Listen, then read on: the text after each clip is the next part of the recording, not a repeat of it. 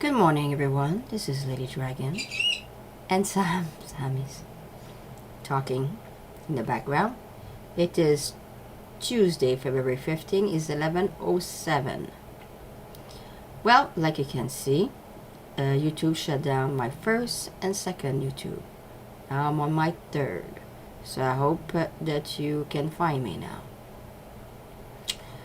Bonjour tout le monde. Comme vous pouvez constater, YouTube a fermé mon premier et mon deuxième YouTube, donc c'est pour ça qu'on est sur mon troisième. J'espère que vous l'avez beaucoup marqué, parce qu'on va être ici pendant un très long temps. Fait que je vais commencer par vous montrer. Il y a du monde qui m'a demandé hier qu'est-ce qui se passait avec l'Ambassador Bridge. J'ai montré hier matin qu'il était ouvert. Là, j'ai un footage, un très beau footage pour vous montrer comment il est vraiment ouvert. Fait que ça, c'est l'Ambassador Bridge. Ça ici, c'est la conférence que présente. Il y a beaucoup de conférences de presse présentement en Europe. OK. There's a lot of press conference in Europe. We just did Vlad with Chancellor Scholz of Germany. En Europe, il y a plusieurs. In Europe, there's a bunch of press conference this morning.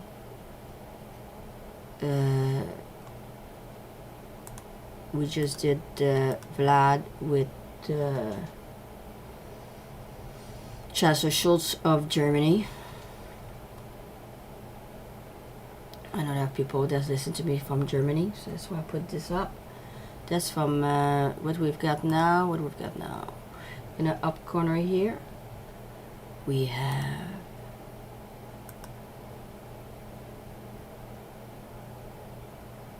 Latvia. Steinmeier, a press conference in Latvia. Okay, so I have things to show you, so we're gonna start here, and I'm not gonna put the sound here because I want to talk to you about some stuff. So here we go. Now you know what you're watching.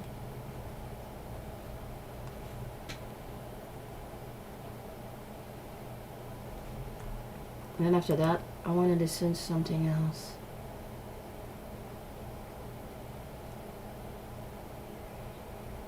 Okay, so you have a great view of the Ambassador Bridge. People that did not know if it was open or not, now you do.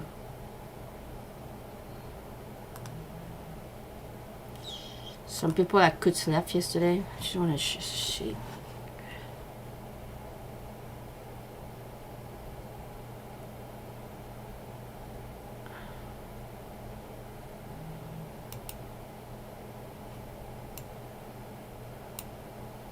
It's not funny this morning. I'm not in a music mode.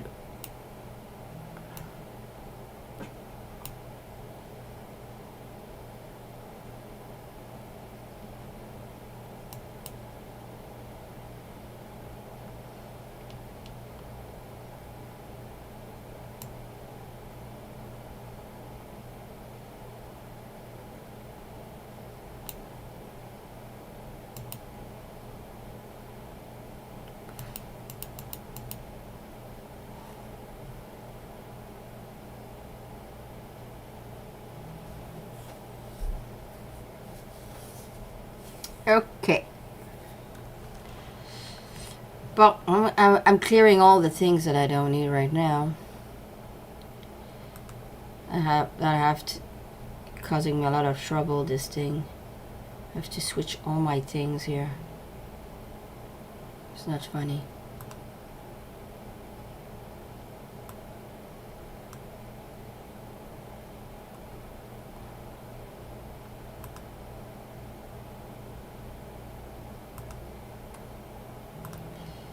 So I hope you're having a better morning than me.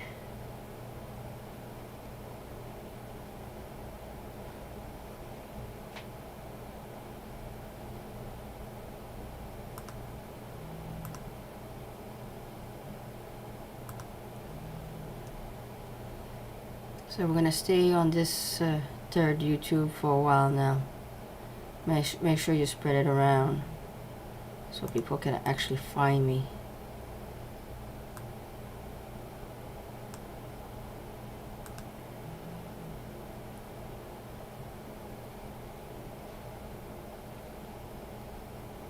Later on today or tomorrow, I'm going to show you the air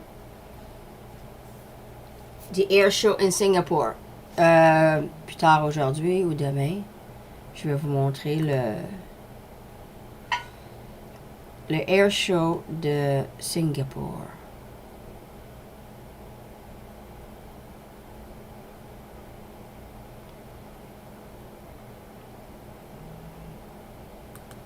Si j'ai vu une partie hier, c'était super cool.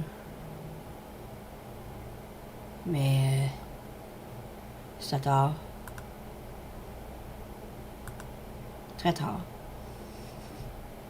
Je dis, ah non, ça va aller demain.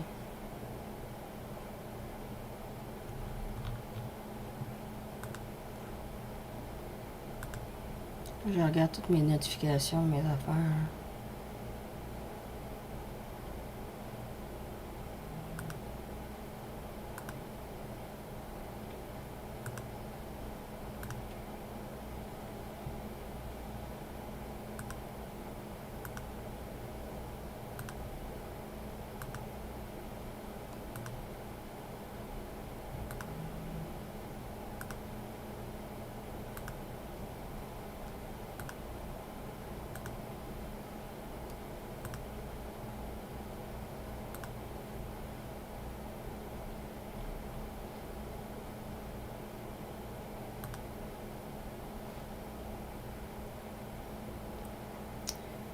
Comme vous pouvez voir,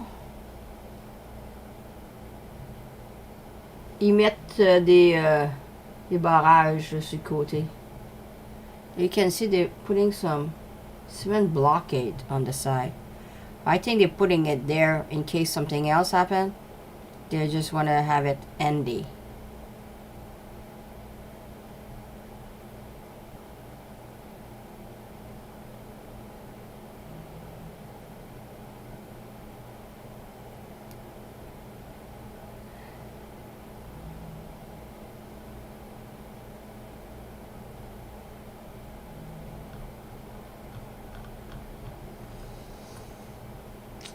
I'm looking. So, see, you can see the block. Tu peux voir le bloc de ciment ici, là.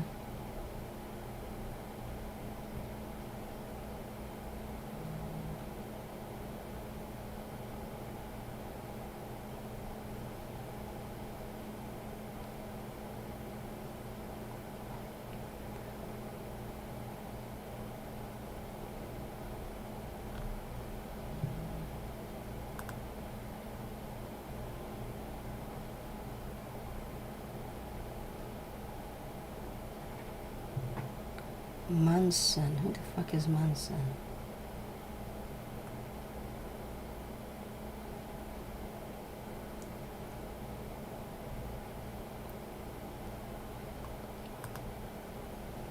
So see, a grave view. See, there's a part of the bridge that's closed here, but that's construction. Ici, il y a une partie du pont qui est fermée, mais c'est pour les constructions.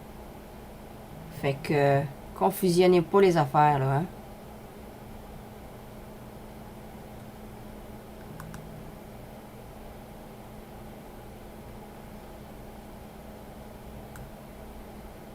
Une belle vue qu'on a, en tout cas. C'est pour ça que je voulais vous le montrer.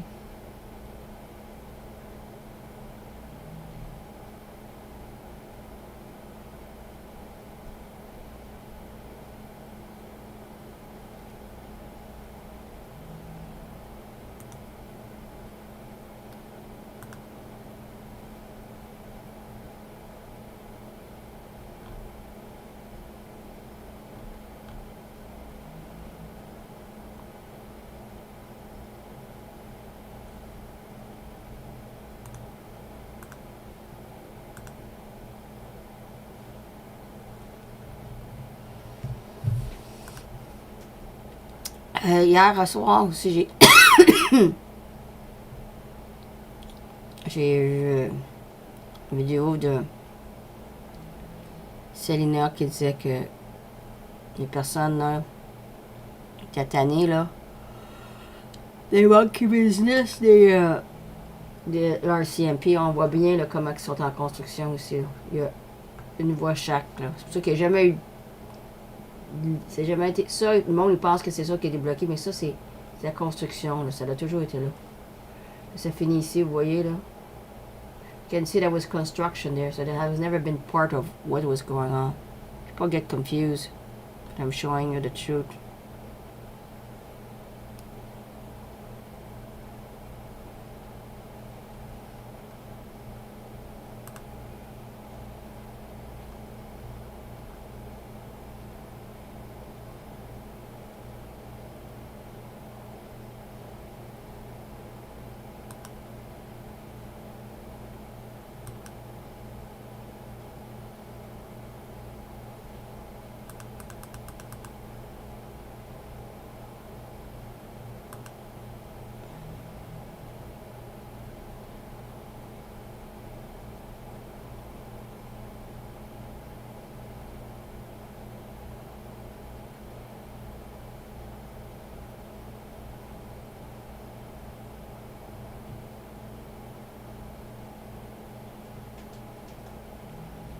Oh, that is of importance to me.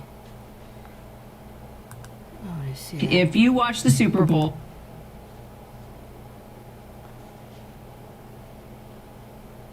it's a trend across the country now, according to the FDA commissioner. So it looks like people are maybe thinking this is the right time.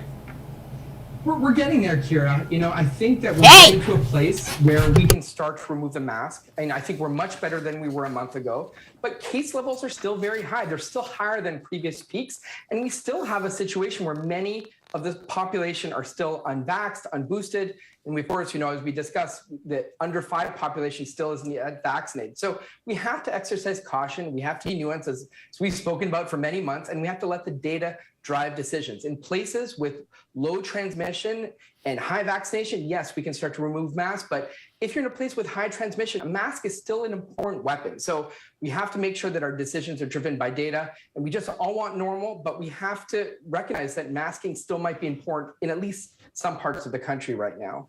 Sure, and pay attention to the science, obviously. And then looking at the bigger picture of this, what do you think of the future of mask and vaccine mandates, what it's going to look like as we sort of move toward a possible endemic phase?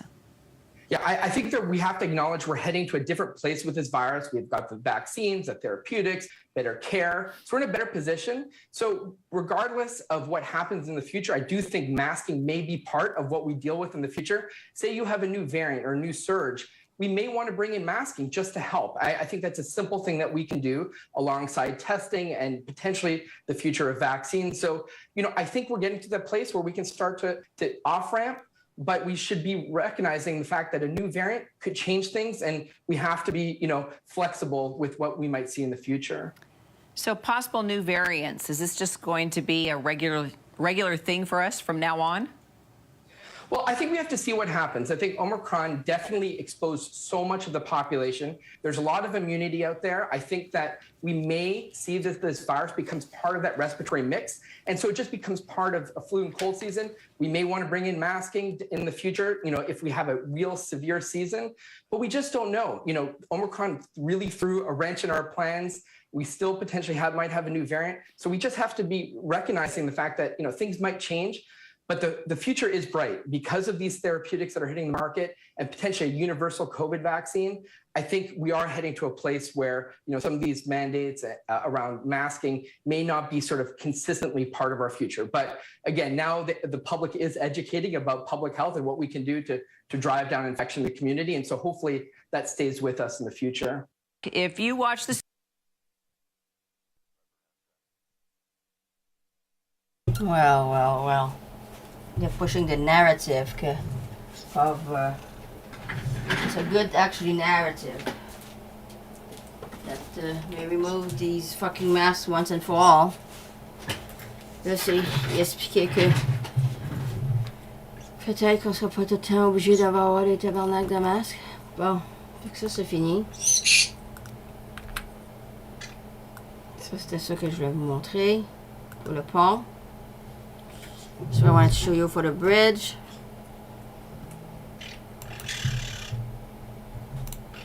Snow, qu'est-ce que tu fais, Carole? Attention au snow, là.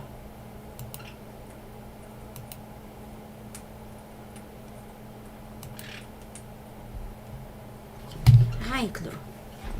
Je te dis, là, j'attends là-bas, là.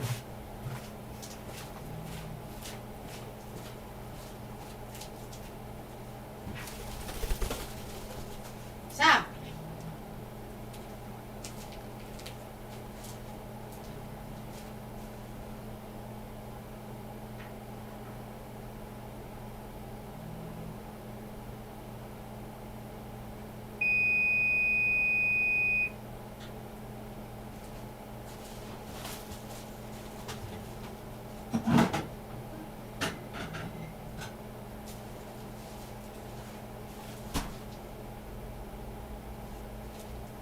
I need to watch these two. Okay. Now I want you to listen to something. There's a guy, an MP from yesterday. So this debacle with the other guy. So he's talking about what Trudeau wants to do. I just listened part of it because it was too long and it was too late. This is MP. Let me show you. Randy Illier, excuse me. Randy Illier. That's an interview that Laura Lynn did yesterday. So, tell you that she does great interviews. And I want to know because he seems to know exactly how this thing works. So I thought it was extremely informative and I wanted to share that with you. J'ai écouté juste une partie parce que c'était très long. Puis, je voudrais vraiment écouter qu'est-ce qu'il voulait dire parce que ce serait très informatif. C'est le MP Randy Illier. OK? It's the MP Randy Illier.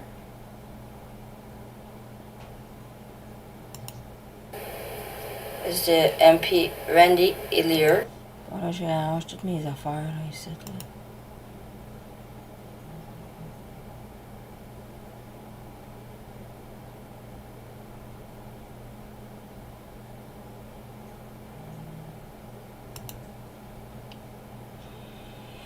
Pas évident quand tu changes de YouTube, c'est not obvious when you change YouTube.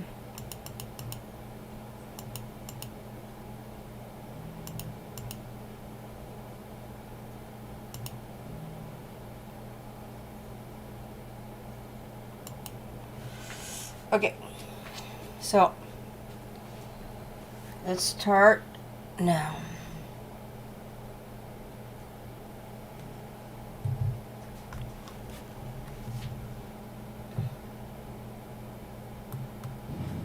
Hang on.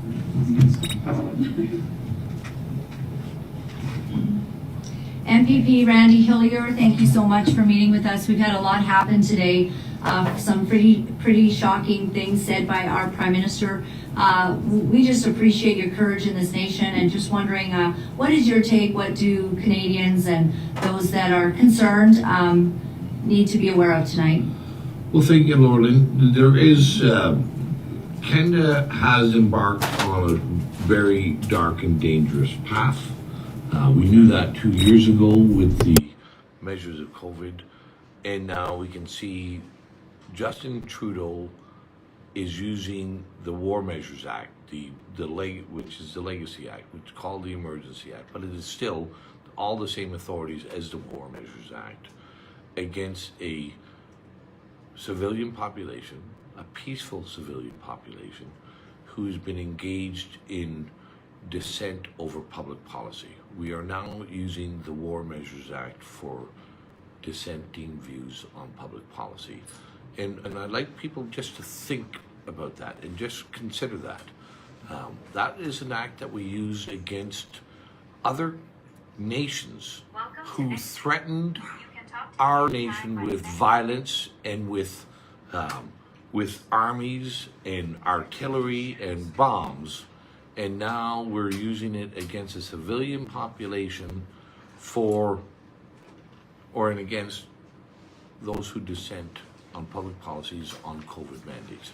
Listen, it's very simple. All the protests in our country would be over the moment our governments stated that they are returning to normal. A return to normal is now seen as a threat by Justin Trudeau. A return to normal necessitates the War Measures Act. This is never before seen in the Western liberal world, that a country would use such heavy-handed mechanisms to quell dissent on public opinion. And and I'll give one other word of caution, because these are the words of caution that I gave in April of 2020, that a government that takes unlawful authorities against the people never return them. Okay? We were told that this unlawful grab of power in March of 2020 was for 2 weeks. It's now approaching 2 years.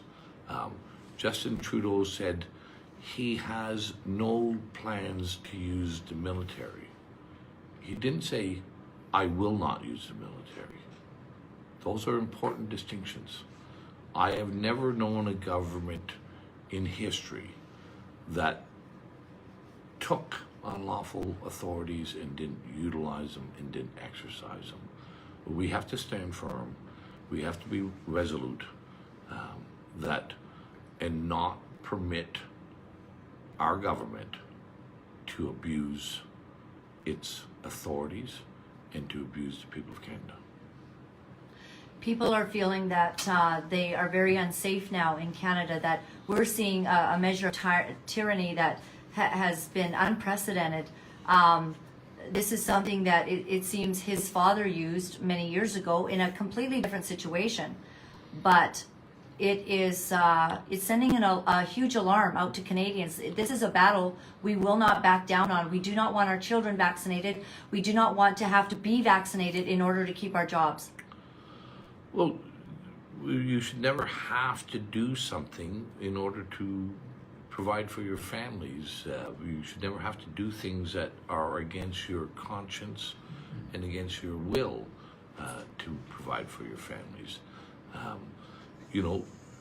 Justin's father used this, and it was very questionable and suspect at the time. But even at that time, there was a minister of the provincial crown in Quebec, Pierre Laporte, who had been murdered. There had been a British diplomat, James Cross, taken hostage and abducted, and under the threat of murder. There was bombs exploding in mailboxes and other locations in Quebec during that time. There was a degree of violence, but there is none of that here. Here we now have bouncy castles. We now have road hockey games. We have the honking of horns. But the same authoritarian measures are being deployed against the bouncy castles as that was deployed against those who were murdering and abducting diplomats and ministers. This is, I think Brian Peckford said it well, using a sledgehammer to kill the fly. But we also know if you use a sledgehammer to swat a fly, you will miss. Many other things will be damaged in the process, but the fly will not be hurt. And I think that's the message for Justin Trudeau. He has incited the Canadian public. He has used inflammatory language with the Canadian public. He has incited division. He has sowed hatred throughout our country. And it is reprehensible that anybody who is purported to be the leader of a Western liberal country would sow such levels of hatred and dissension within the population. I've never seen Canadians so polarized. None of us have ever seen the Canadian population so full of animosity and vitriol towards others because they're not wearing a mask or because they haven't been unvaccinated. These are never before seen events in my lifetime, and indeed, as even a casual student of history, this has never, ever happened where an elected government has willfully and purposely gone out to incite Canadians against one another. Ezra Levant even reporting today that it does seem that the association with the World Economic Forum and Klaus Schwab is becoming just more and more evident, where once it would be considered a conspiracy theory, we see Klaus Schwab coming out openly talking about his relationship and you know, his adherence and actually penetrating the Senate and you know, our parliament. This seems that this is global, all of them acting the same way, saying the same things, the Build Back Better bunch. Are we seeing a global movement? And are we coming to the end of the place, Canadians, where they can be silent? Many have to rise up. Do you hope that the OPP and the police officers are going to come forward? What about the military? Will they stand with us? That would make a difference.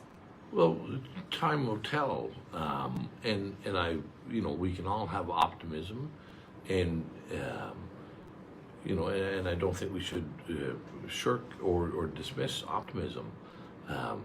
We have known that Canadians Super Bowl, have always stood up in times of need and have defended freedom in times of need. Let us know that Canadians have always stood up in times of need and have defended freedom in times of need. Let us hope that that continues and we find the resolve to do it. You know, this is, you know, I don't believe, I hope that our military, who have put their lives on the line in foreign lands to defend freedom in foreign countries. You know, I know many veterans who went overseas to ensure and put their lives on the line and face combat so that Afghani girls didn't have to have their face covered, that Afghani girls could go to school.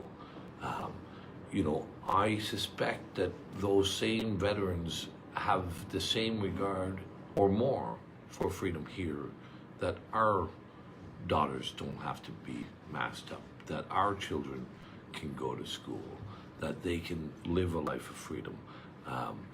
You know, but we have to be certain, you know, Justin Trudeau's inflammatory language is inciting an irrational response by the Canadian public, right? And he has to be held account, and the only way he can be held to account in our society is for people to understand that a legitimate government requires the consent of the governed in their actions. The truckers' protest, the Freedom Convoy, has demonstrated that a large number of Canadians are withholding their consent. We need more people to demonstrate that they will withhold their consent to live under tyranny, to live without the rule of law, to object to and find offensive that the government now has taken arbitrary authority to seize bank accounts, arbitrary authority to seize vehicles, unilateral decisions without the need for parliamentary approval. And I think the important thing, one of the important things for your listeners to understand is we had a debate in the House on a motion regarding the lifting of mandates. It was defeated. But what was reprehensible, in my view, is the Prime Minister telegraphed and communicated to everybody in Parliament and everybody in our country that he was going to unilaterally institute the War Measures Act prior to that motion. He made that motion a test of loyalty for his caucus. That's really, he was a skillful political operative in this view, and he undermined our Parliament by telegraphing that he was going to institute the War Measures Act prior to that motion of on the lifting of mandates, and for that I will not forgive him. Like that was just a reprehensible maneuver on his part. But I will say to all the members of Parliament who are listening or who get to watch this, do not allow our Prime Minister to undermine Parliament any further. You each and every member who's been elected by your constituents, stand up and defend their freedom, stand up and protect their freedoms, and do not allow yourself to be undermined by your leader or by the Prime Minister of Canada. I see that you have been standing very firmly with the science behind this. The doctors have spoken eloquently with great expertise on what is happening. And we have Dr. Paul Alexander here. And you have joined forces quite literally because you're not a doctor and you stand with his science. But our Prime Minister continues to state that the science is on his side. And it's becoming quite laughable to anyone who is not ignorant of the science. Well, again, this is many of the Western liberal democracies have backtracked and backpedaled and reduced mandates and the restrictions. That's evident. Okay, their science apparently is different than Justin Trudeau's science. You know, they see that the way out of this last 2 years of unlawful measures is a return to freedom.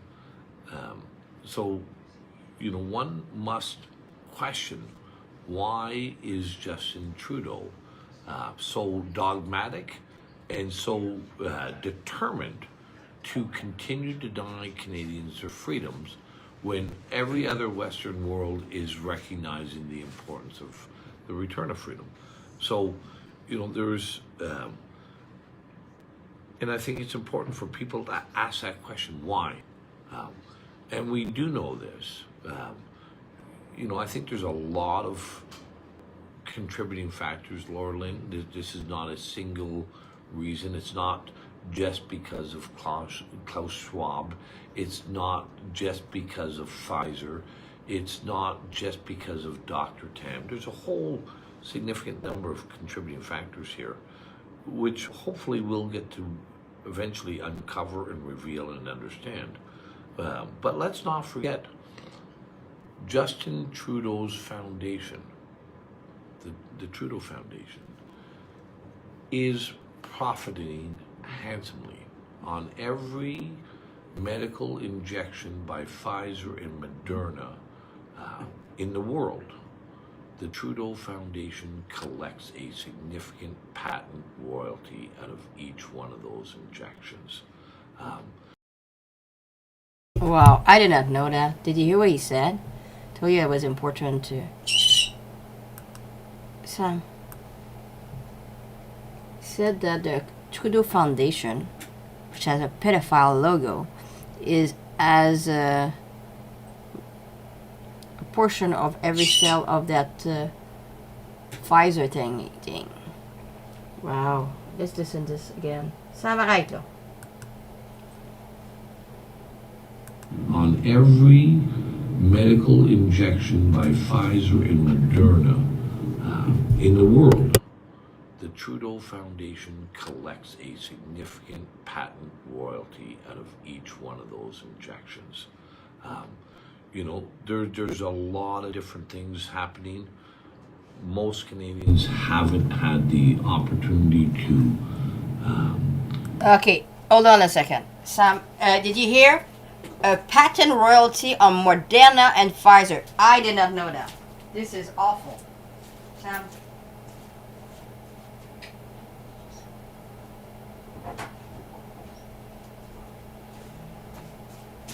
Wow, I did not know that. I told you we had to listen to this. It was very important.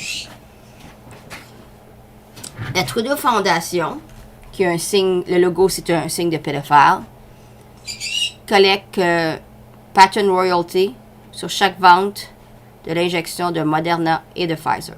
Je savais pas ça, hein? Tu savais pas ça, hein? Ouais. Spécial, hein? Je l'ai dit que c'est important qu'on écoute ça, là. Je sais pas, mais pas la voix.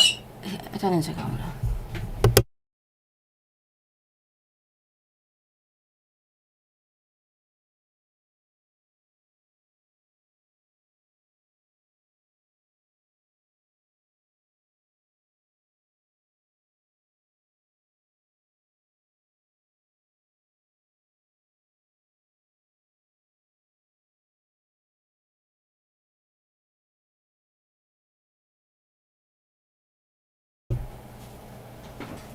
Bon, ça va être le Disney, là. Ah. Où est-ce que j'étais dans mon affaire, là? Ah ouais, c'est ça. Fait que ça, c'est vraiment... On va le réécouter, là. Faut être sûr que vous avez tout compris comme moi. Just because of Dr. Tam, there's a whole significant number of contributing factors here, which hopefully we'll get to eventually uncover and reveal and understand. But let's not forget, Justin Trudeau's foundation, the Trudeau Foundation, is profiting handsomely on every medical injection by Pfizer and Moderna in the world. The Trudeau Foundation collects a significant patent royalty out of each one of those injections. You know, there's a lot of different things happening. Most Canadians haven't had the opportunity to completely learn all these things. We know that the mainstream media have been provocative and have been engaged in a very antagonistic and even belligerent relationship with those who oppose these mandates. Those are other questions. Why is our media taking such an obstinate and belligerent approach to those who have legitimate dissenting views? But one thing that I will say, the implementation of the Emergency Act, or as it was formerly known, the War Measures Act, will make the revealing of that information ever more difficult to find. So I would encourage, as I've said to everybody, the truckers brought a great deal of hope to Canada. They brought a great deal of hope to Ottawa. And indeed, they brought a great deal of hope to the world. Let's make sure that we take that hope and turn it into actual freedom. So when they leave Ottawa, they can be certain that their families, their children, their friends are all enjoying the fruits of the efforts of our truckers who have gone the distance for freedom in Canada. Thanks. Mr. Hillier, thank you very much. So much love in the feed for you, so much love from Canadians for your courage. You're one of the very few, and we are just so grateful. Dr. Paul Alexander, I just thank you very much for, if you can take a moment with us as we allow Mr. Hill. Okay, that we cannot do. Okay, so that's what I wanted to share with you. Can obviously not show this gentleman because he tells the truth, and you're not allowed the truth in here.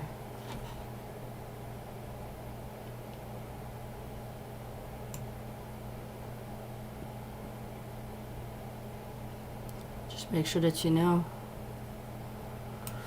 Well, so that's for that. Give me a second. So now you're caught up with the latest news. Oh, Pat. I spoke with Pat yesterday. I don't know. I wanted to show you something else.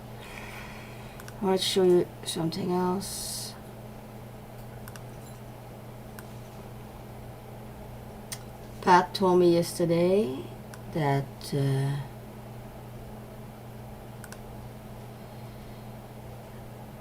it has started, the Freedom Coin token.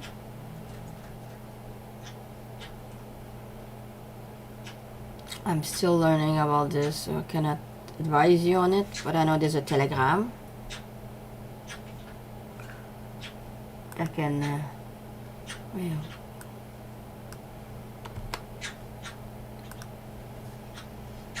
did you see what Randy Hillier said? He says the Emergency Act is the same thing as the War Act. Attends une minute, Sam. Qu'est-ce qu'il y a, Sam? Je fais éponger tes petites choses, Sam. Tu vas voir.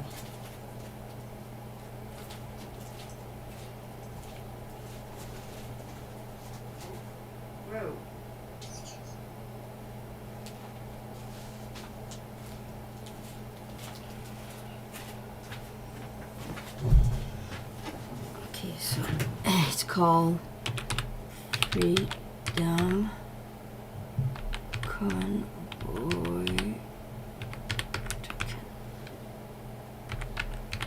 Token.com. Okay, I'm gonna show it to you.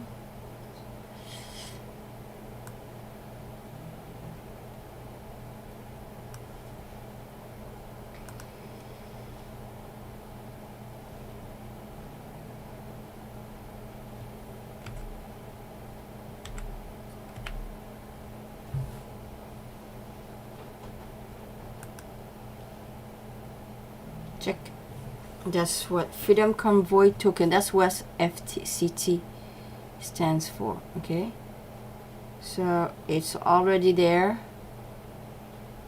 I don't know what that is, but I invite you to explore this and learn about it.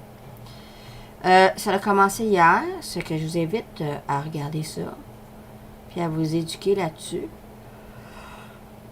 Il y a des vidéos et tout ça. Pat m'a confirmé que c'était parti. Fait que, ils ont tout des how to buy, ils ont même fait un YouTube et tout ça. Faut voir surtout qu'on s'éduque là-dessus. J'aime le logo. Fait que c'est super beau. So, that's all for this morning. I'll come back this afternoon with other news.